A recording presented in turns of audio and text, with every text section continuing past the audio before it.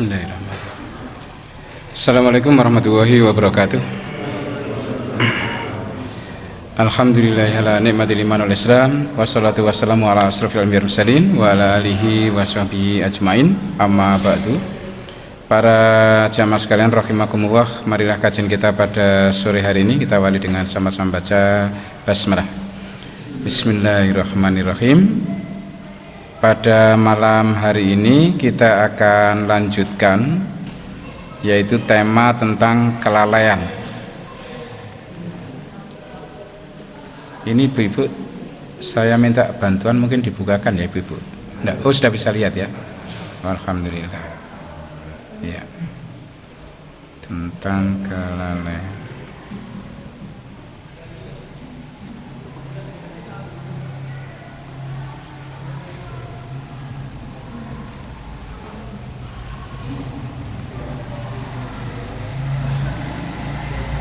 Ya, para jamaah sekalian, kita sampai pada tahap kedua, yaitu untuk menjawab tentang kasus begitu banyaknya alasan manusia karena kelalaian ini ingin kembali ke dunia. Macam-macam, dan kita berharap tidak masuk salah satunya. Ya, tidak masuk salah satunya, yaitu apa? Ada yang ingin kembali untuk menjadi orang yang soleh, amalnya soleh, berarti ini menunjukkan kalau sebelumnya dia bukan orang soleh, gitu ya para jamaah sekalian. Kemudian ingin memenuhi seruan Allah dan mentaati Rasulullah, berarti selama ini diseru ya tidak mau mendengarkan. Sekarang lagi booming rame ini tentang masalah adzan ini ya diseru, ini ngajak ya, ngajak. Bahkan ada orang yang karena adzan itu akhirnya masuk Islam gitu ya, gara-gara adzan gitu. Orang jadi sadar diri itu karena adzan. Ini memenuhi seruan Allah, tidak hanya sholat, tidak dengan adzan ya, tapi dengan yang lain-lain sangat banyak. Karena Allah sudah mengingatkan, misalnya innallaha ya'muru bil adli wal ihsan wa ita'idzil qurba wa yanha 'anil fahsya'i wal munkari wal baghi. Allah itu menyuruh untuk berbuat keadilan. Ya, kira-kira apakah kira-kira juga mau berbuat adil, berbuat ihsan, kebaikan, peduli terhadap apa? Saudara-saudara yang membutuhkan bantuan, juga perintah amar ma'ruf nahi mungkar, sangat banyak sekali. Apakah seruan Allah ini ditanggapi atau tidak? Nah, ini orang yang tidak memenuhi seruannya, maka dia ingin balik ke dunia untuk memperbaiki diri ya, memenuhi seruan, mentaati Rasulullah. Yang ketiga, ingin jadi orang yang beriman, berarti ini adalah orang-orang yang tidak beriman. Ingin jadi muksinin, orang yang selalu berbuat kebaikan ya. Kelima, ingin beriman dan tidak mendustai ayat-ayat Allah. Ayat-ayat Allah telah disampaikan para jamaah sekalian. Nah, dari 5 macam yang saya tampilkan ini para jamaah sekalian, merupakan bagian dari kelalaian yang kita tidak tahu kira-kira kalau kita sampai nanti termasuk yang lalai, itu bentuknya ingin kembali ke dunia itu seperti apa, alasannya apa, dan lain sebagainya. Nah, para jamaah sekalian, hari ini saya ingin mengajak untuk melihat tentang apa? Kelalaian manusia. Kelalaian manusia itu ada yang secara umum ya, itu bisa terjadi pada semua orang. Perkaranya juga perkara-perkara umum. Nanti ada perkara yang khusus, yaitu tentang akhirat ya. Yang pertama adalah kelalaian manusia dalam menggunakan potensi diri dengan benar. Para jamaah sekalian, salah satu karunia Allah yang besar diberikan kepada umat manusia itu berupa 3 hal. Yang pertama adalah pendengaran ya, pendengaran inilah kalau digunakan dengan benar maka bisa mengakses informasi petunjuk-petunjuk Allah. Makanya Allah menanyakan afala tasmaun, apakah mereka nggak mau mendengar, apakah nggak mendengar. Loh, ini Allah sudah menyampaikan melalui Rasulnya 15 abad yang lalu. Dengarkan petunjuk Allah itu, maka kita akan tahu termasuk apa hakikat hidup ini, bagaimana cara menjalani hidup ini, apa tujuan hidup, semuanya ada pada petunjuk Allah para jamaah sekalian. Jadi kalau sampai orang yang mungkin merasa paling kaya di dunia sudah hidup seperti di Quran sebutkan tentram, puas dengan materi itu, tiba-tiba mengalami kegoncangan hatinya itu galau, kemudian menanyakan what is life, mal hayat, apakah hidup ini, apakah saya hidup untuk mati? Betul-betul kerugian besar. Semua orang mengumpulkan harta untuk apa? Mencapai seperti yang orang ini capai, tapi orang ini sendiri menanyakan tentang apa sesungguhnya kehidupan ini. Nah, orang ini sudah mungkin menjalani 4 hal kalau bicara tentang dunia. Yang pertama apa? Allah mengatakan innamal hayatud dunya laibun. Mesti orang ini karena status sosialnya tinggi, status pendidikan tinggi, mungkin gitu ya, atau status ekonominya malah konglomerat nomor 1 dunia, mesti sudah mengalami ini laibun.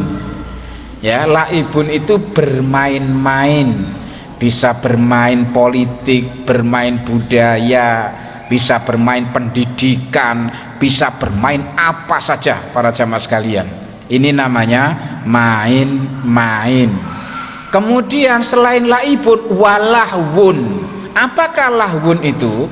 Lahwun itu sesuatu yang melalaikan dari mengingat Allah.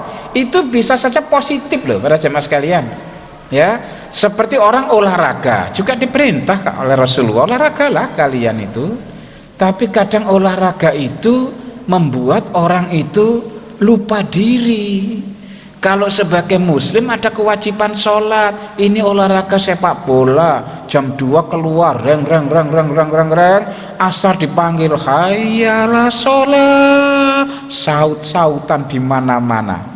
Ya, nah ini seperti orang yang tidak mendengar, ya, lalai saking asiknya itu, ya, sholat asarnya lewat, kadang maghribnya ikut lewat, isaknya apalagi, semuanya pada seneng di lapangan sepak bola, huri-huri, main drum band macem-macem, lupa panggilan khayalah sholat asar, khayalah sholat maghrib, khayalah sholat isya, karena sekarang main sepak bola itu malam. Kalau zaman kita dulu kan enggak, main sepak bola itu ya sore sebelum maghrib selesai, ingat saya itu, betul enggak? Ya, kalau sekarang tidak, sekarang ini main sepak bolanya malam, ya, tapi reng-rengannya mulai siang. Oh, masya Allah ini para jamaah sekalian. Orang main catur juga begitu, main karambol, main remi, yang dia sukai dipanggil khayal sholat bisa lalai. Jadi ini bisa perkara positif, tapi ketika orang ini tidak punya planning, ya, timing tentang sholat, tidak menjadi planningnya, bisa lalai seseorang itu. Makanya kalau kita ingin berbuat kebaikan, hablum minallah atau hablum minan nas, sebaiknya itu di planning, dicatat.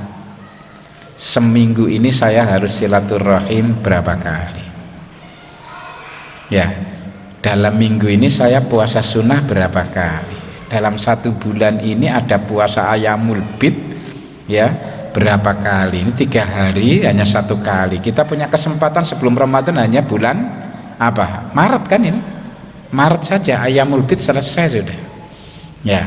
Tapi kalau kita mau puasa sunnah, ya, ini yang luar biasa berat bagi orang-orang yang tidak terlatih, yaitu puasa sunnah Daud, ya, itu hadisnya Bukhari Muslim itu, ya. Kalau puasa Senin Kamis itu hadisnya Ahmad, Ya, para jamaah sekalian. Nah, ini orang sudah diberi potensi pendengaran untuk mengakses informasi tentang petunjuk hidup.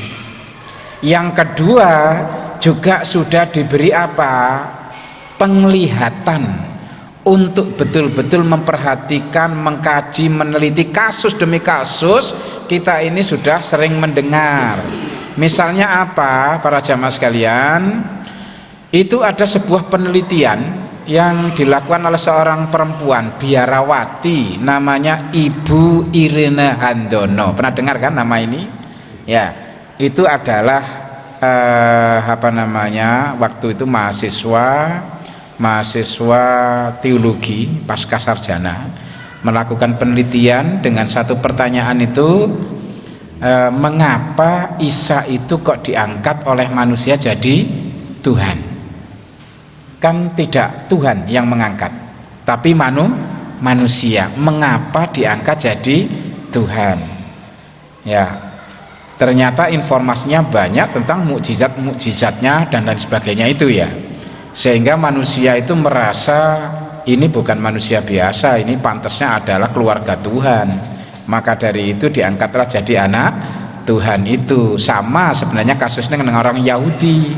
Orang Yahudi itu mengangkat Uzair di Quran ini, Uzair sebagai anak Tuhan. Dan di Islam ya alhamdulillah ya, umat Islam tidak bondong-bondong rame-rame mengangkat siapa? Nabi Muhammad SAW sebagai anak Tuhan. Ya, sudah turun ayatnya qul huwallahu ahad, sudah di situ, lam yalid walam yulad, dan seterusnya. Ini para jamaah sekalian, la ilaha illallah itu. Nah, ini supaya menjadi perhatiannya. Oleh karena ya Ibu Irene Handono ini mendapat informasi, aksesnya banyak dari kitab-kitab yang lain termasuk Al-Qur'an. Ya, dan mendapatkan petunjuk Allah. Apa yang terjadi? Beliau akhirnya masuk Islam, dan sekarang ini di YouTube bisa dibuka, sangat banyak orang-orang Nasrani itu goncang hatinya terkait dengan masalah teologi ini, masalah ketuhanan. Ya, jadi ketika ada peringatan the God was dead, Tuhan telah mati, maka muncul peringatan ya wafatnya siapa? Isa al-Masih. Ya, ini peringatan tentang apa? Kematian. Maka orang bertanya, Tuhan kok mati? Ya, di sini. Kemudian apakah Nabi Isa itu tahu tentang hari kiamat? Hari kiamat kapan terjadinya? Ini dialog internasional tentang kristologi, Ahmad Deedat termasuk, atau Naik itu ya.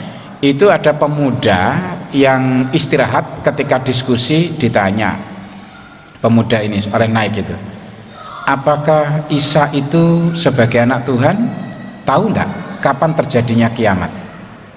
Maka pemuda ini kebingungan untuk jawab itu. Loh iya ya, ini kan keluarga Tuhan, kiamat itu sesuatu yang besar, masa tidak tahu? Loh, lah kok pemuda ini jawabannya tidak tahu? Nah ini gimana ini? Tuhan Bapak nggak memberitahu pada keluarga tentang agenda apa? Kiamat ini. Nah ini.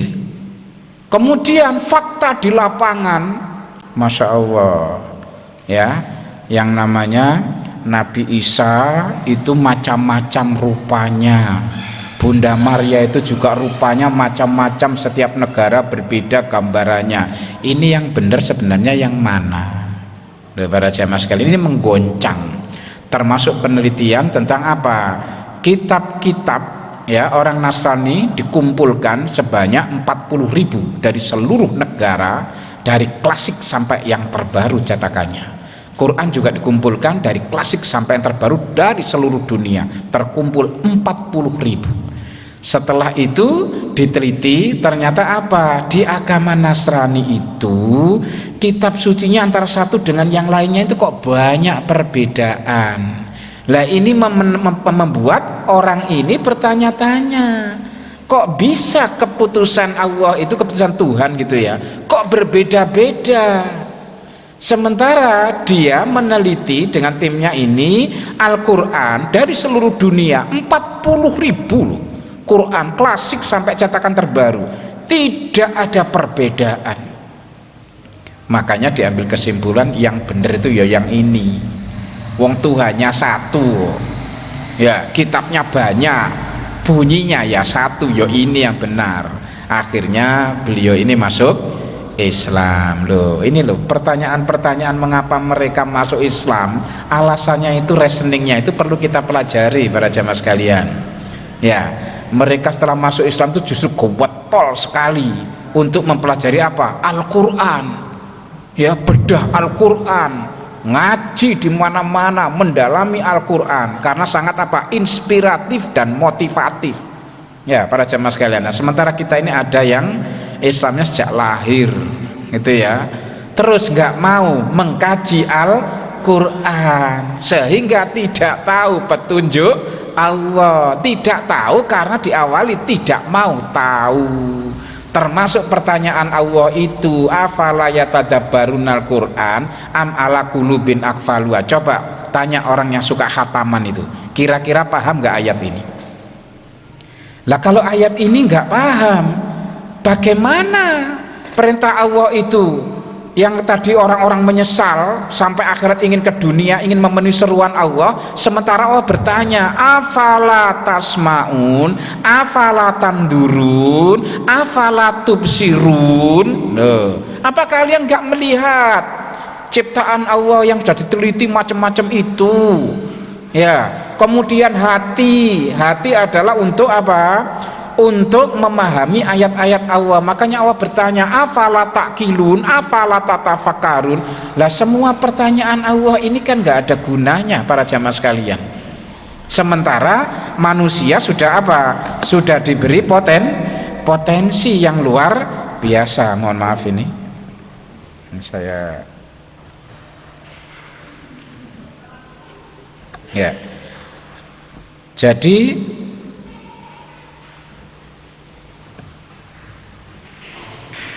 ketika manusia melalaikan seperti ini, apa sih para jamaah sekalian yang akan menimpanya? Saya bukakan di sini ya, tentang karunia potensi ini.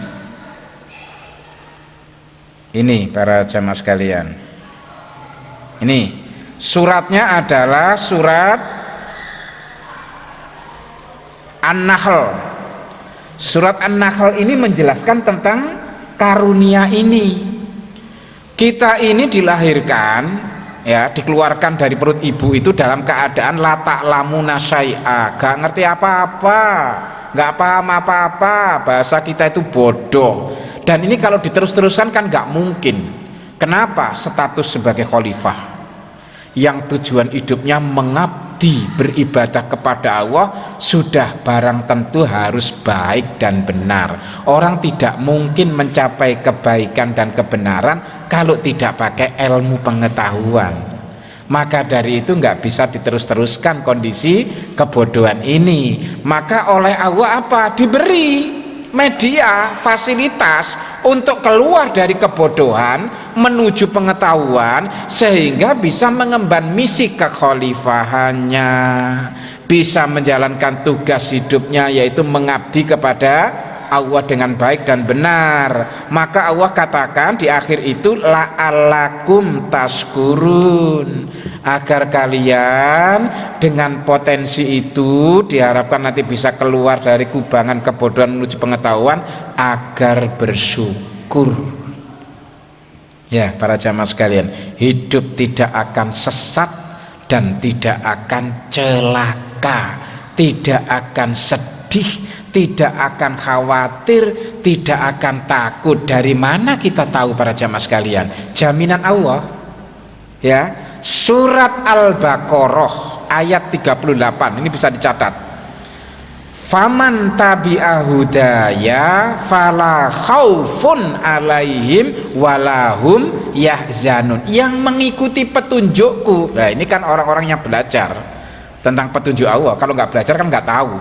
yang ngikuti petunjukku kata Allah dijamin hidupnya dijauhkan oleh Allah dari apa? Ketakutan, kekhawatiran dan kesedihan. Di ayat berikutnya surat Toha 124 itu Allah mengatakan apa? Famanittaba'a hudaya fala yadillu wala yashqa. Orang yang mengikuti petunjukku tidak akan celaka dan tidak akan sesat. Para jamaah sekalian. Jadi cukup jelas sampai di sini. Ya bersyukur kita ini potensi kita gunakan dengan baik.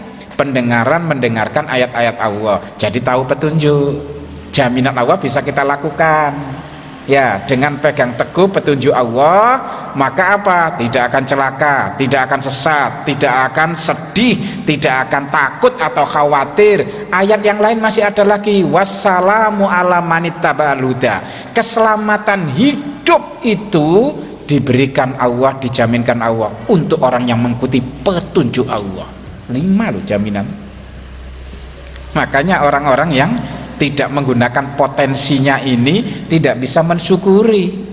Bagi orang-orang yang mengikuti petunjuk Allah merasakan itu selama hidup ini menjadi apa? Mutmainnah, tenang hatinya, ya, tidak seperti yang dialami oleh banyak orang. Tadi saya berangkat ke sini ketemu anak ganteng sekali, sangat ganteng pokoknya menurut saya.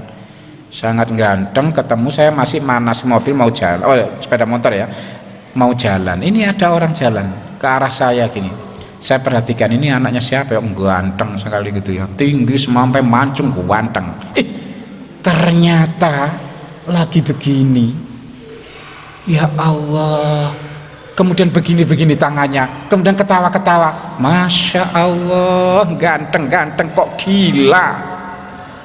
Ya Allah, ini kenapa? Jangan-jangan dia depresi. Para jamaah sekalian, jadi kalau Allah mengingatkan apa? Ala bidzikrillahi tatmainnul qulub. Setiap orang mesti punya masalah, punya problem hidup, punya harapan, punya cita-cita, banyak tantangan, betul kan?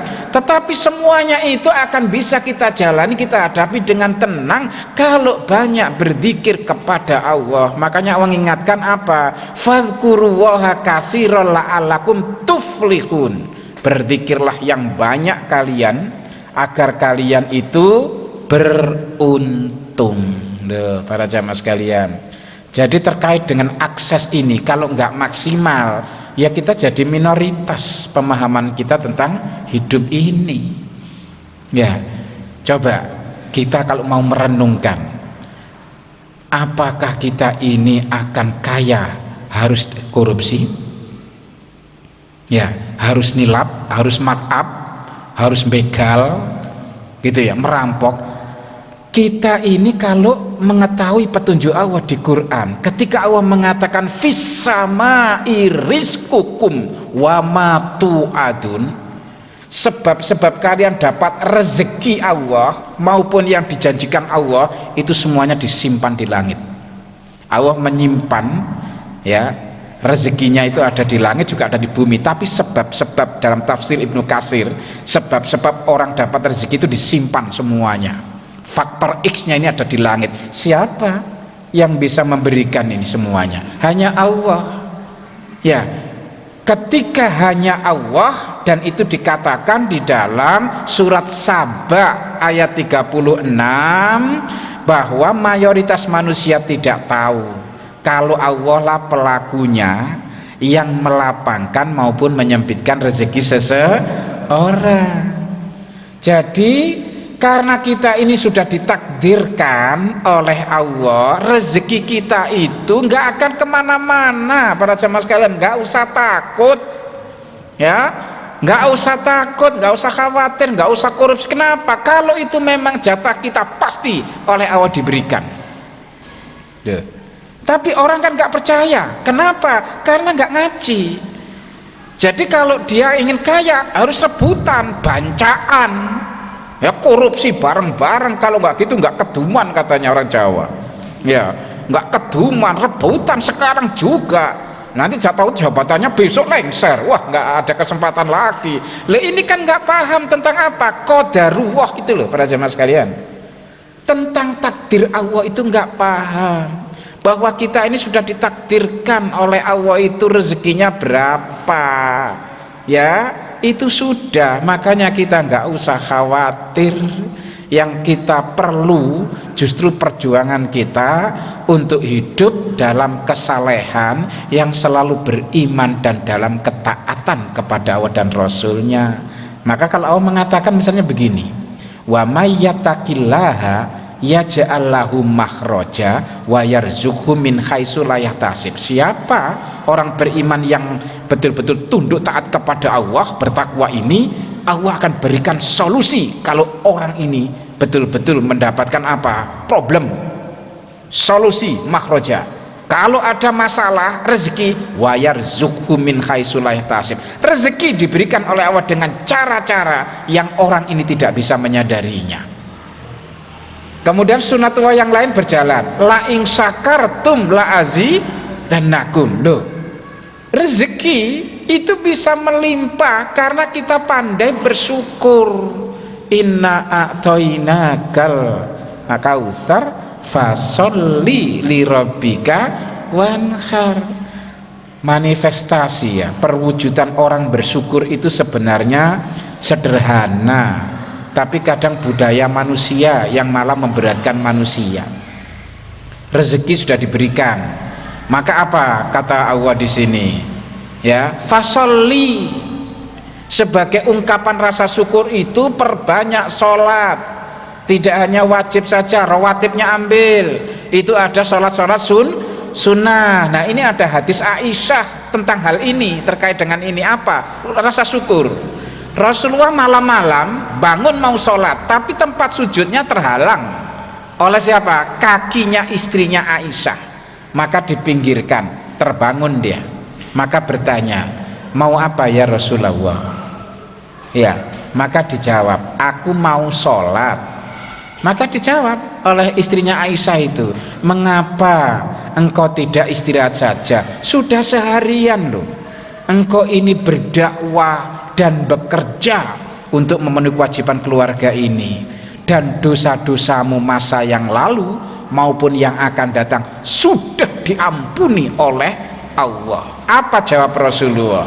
Afala akunu abdan syakura. Wahai istriku, apakah aku ini tidak pantas menjadi hamba yang bersyukur? Loh, salat malamnya bagi Rasul itu fardu ya, fardu ain, wajib bagi Rasul. Bagi umatnya itu adalah sunnah muakkad, artinya sunnah yang hampir wajib, sunnah tapi hampir wajib. Tapi bagi Rasul itu wajib. Tapi Rasulullah menjalaninya tidak dirasakan sebagai kewajiban. Sudah lepas dia dari kewajiban itu apa? Ini ungkapan rasa syukur. Makanya kalau sholat itu jadi nikmat. Tuh, para jamaah sekalian, saya ingin sholat supaya tidak mudah terjebak pada perbuatan keji dan mungkar. Sholat dirasakan bukan sekedar kewajiban, tapi sudah naik menjadi kebutuhan. Maka kalau kebutuhan, orang itu menjalaninya senang, para jamaah sekalian. Makanya kita harus meningkatkan itu. Sholat duha senang, ya, sholat lail senang. Kenapa? Sebagai ungkapan rasa syukur. Kata Allah apa? Istainu bisabri wassalah. Selain sabar, sholat jadikan sebagai apa? Media, mohon kepada Allah. Orang punya harapan, keinginan, cita-cita melalui sholat. Ya, para jamaah sekalian, tidak sekedar doa, tapi suruh sholat. Ini jadi sholat dilakukan bermacam-macam sholat, ada kewajiban, ada rawatib, ada sunnah, diburu semuanya karena banyak harapan di balik itu. Ingin sebagai media mohon kepada Allah, ingin bersyukur kepada Allah agar tidak dimasukkan Allah ke dalam neraka sakor. Karena orang-orang beriman yang menuju ke surga ini papasan dengan ahli neraka ini kok tujuannya berbeda. Maka yang ahli neraka ini ditanya, masalah kakum fi sakor, apa yang membuat kalian itu berbondong-bondong menuju neraka sakor? Apa jawabnya? Lam naku minal musallin. Dulu aku di dunia tidak termasuk yang mendirikan sholat. Ya. Yang kedua, tidak termasuk orang yang peduli dengan kemiskinan. Ya.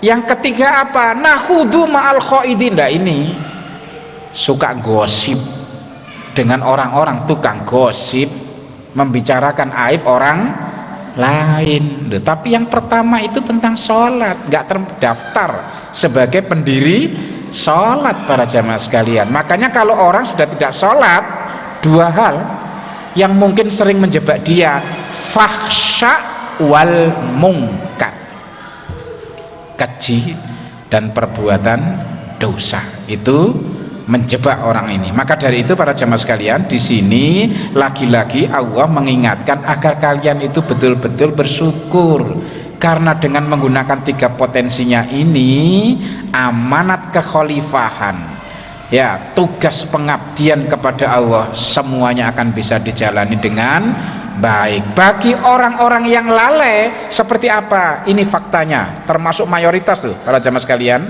Ini Dialah yang menciptakan bagi kamu sekalian pendengaran, penglihatan dan hati. Amat sedikitlah kamu bersyukur. Loh, mayoritas manusia nggak bersyukur dengan karunia ini. Masya Allah para jamaah sekalian. Ya. Kemudian karena dimungkinkan manusia itu untuk keluar dari kubangan kebodohan menuju pengetahuan, maka diingatkan dengan apa? Warning, peringatan yang keras. Larangan untuk taklid, ikut-ikutan secara membabi buta tanpa ilmu pengetahuan. Ini generasi akhir zaman, semua pakai pakaiannya you can see press body, ikut-ikutan press body. Ya nuwun sewu ya ibu-ibu itu ya. Ada yang sudah tua gemuk lagi, nggak ketinggalan dengan anak muda pakai pakaian yang press body kayak lepet meleketet gitu ya. Masya Allah. Loh, itu ada ndak? Banyak yang seperti begini ini. Ya, ada komunitas juga malam. Kalau malam, nah saya kan daerah sana ya, dekat museum sana. Masya Allah, malam-malam nongkrong di sekitar tank sana loh. Ya, komunitas-komunitas ini Masya Allah, apalagi yang di taman kota, apalagi stasiun loh, kelompok-kelompok grup-grup begini ini, kalau ada orang ingin mengikuti, dipertanyakan dulu, tanya pengetahuannya tentang apa, petunjuk Allah dan Rasulnya. Boleh nggak ikut-ikutan seperti ini? Malam diciptakan Allah untuk begadang atau untuk istirahat? Ya, sebagian malam adalah untuk ibadah, tapi dipakai ibadahnya dan malam untuk begadang. Sampai subuh saya itu berangkat sebelum subuh ya, menuju ke masjid mau ngisi kajian itu, saya lihat di jalanan itu Masya Allah macam-macam bentuk komunitas ini. Ada yang naik sepeda motor geruduk, reng. Ini malam yang strategis untuk memanjatkan sebuah harapan kepada Allah. Doa pasti diterima, minta dipenuhi oleh Allah, taubat diterima. Lah kok reng di jalan raya. Kalau nggak begitu, ngumpul di suatu tempat, di situ ada perempuannya juga, ya, ketawa macam-macam rame, ada musik dan sebagainya. Ini orang nggak ngerti. Inilah yang termasuk orang-orang yang lalai. Diseru oleh Allah, wa minal laili fatahajjat, kalau malam tahajud qiyamul lail, agar apa? Maqama mahmuda, kedudukan mulia itu diberikan secara rasional karena memenuhi syarat, kan begitu ya? Memenuhi syarat. Bagaimana kedudukan mulia diberikan tanpa memenuhi syarat? Sementara Allah sendiri mengatakan apa? Uji budak watadai, aku ini mengabulkan setiap permintaan hambaku. Tapi hamba Allah itu diwajibkan oleh Allah untuk memenuhi dua syarat. Fal yastajibuli wal yu'minu bi, maka hambaku itu harus memenuhi seruanku dan beriman hanya kepadaku. Jadi ada syarat yang harus dipenuhi. Rasulnya mengingatkan wasallu billaili wan nasu niyamun tadkhulul jannata bisalamin. Salatlah malam ketika semua orang pada tidur, salatlah malam, kalian akan masuk surga dengan selamat. Allah plus Rasulnya mengajak memaknai malam dengan baik. Tetapi orang-orang yang lalai tidak mendengarkan seruan Allah ini jadi pantas. Sudah sampai akhirat ingin balik ke dunia hanya untuk memenuhi seruan. Kasihan ini para jamaah sekalian, kasihan ya. Potensi sudah diberikan, tidak disyukuri, sudah diingatkan jangan mudah ikut-ikutan tentang suatu perbuatan yang itu tidak memiliki apa? Pengetahuan tentang petunjuk Allah dan Rasulnya. Boleh nggak kita ikut-ikutan dan lain sebagainya. Nah, karena manusia itu seringkali lalai, tidak mau memperhatikan peringatan Allah ini, apa yang terjadi? Ancaman Allah ya berlaku ini para jamaah sekalian. Di dunianya diposisikan sebagai binatang, di akhiratnya pasti akan masuk neraka jahanam. Mohon maaf, ini adzan tak? Bukan ya? Oh belum ya, ya. Tolong saya diingatkan kalau adzan. Ya, ini ayat yang tadi. Ya, yang tadi ini. Di dunianya terancam jatuh martabatnya, meskipun di awal itu fi ahsani takwim, sebaik-baik bentuk dia diciptakan. Tapi Allah mengembel-ngembeli, ya. Berikutnya itu apa? Summa rodadnahum asfala safilin. Tapi pasti akan aku kembalikan jatuh paling rendah derajatnya, statusnya. Untuk siapa? Yang lalai ini. Makanya orang yang lalai itu coba itu, mereka itu sebagai binatang ternak, bahkan mereka lebih sesat lagi. Mereka itulah orang-orang yang lalai. Iya. Summa rodatnahum asfala safilin, untuk orang-orang yang lalai ini para jamaah sekalian. Ya, nah kita ya insya Allah lah tidak termasuk yang lalai. Kalau dipanggil sholat kan sholat kita ini ya, dan seterusnya. Waktunya ngaji silaturahim, masya Allah ya. Dikala kondisi yang seperti ini susah untuk silaturahim ke rumah, betul enggak? Susah karena orang pada ngunci rumahnya semua ya. Omikron ini ya sama dengan COVID dulu. Lah pertemuan kita kapan silaturahimnya yang bisa? Salah satu medianya apa? Sholat berjamaah. Maka kita bisa lihat, tengok-tengok, loh sehat tadi sholat. Dilihat, oh ini agak batuk tadi sholat dengan saya di sampingnya. Loh itu kita tahu. Kita bisa saling mendoakan para jamaah sekalian. Minggu ini ketakmiran yang saat lokasi kajian saya ini, itu ada yang meninggal 3 orang. Masya Allah, dalam 1 minggu loh, 3 masjid kehilangan ketua takmirnya. Ketemu sebelumnya dengan saya sehat, biasa, canda, tapi ternyata ya meskipun setiap orang itu punya harapan, keinginan, cita-cita, menggebu-gebu dan sebagainya, tapi batasnya telah tiba. Lah ini yang kita diingatkan Rasulullah, orang yang cerdas adalah orang yang selalu mengingat kematian, kemudian sibuk mencari bekal amal soleh menghadapi kematian.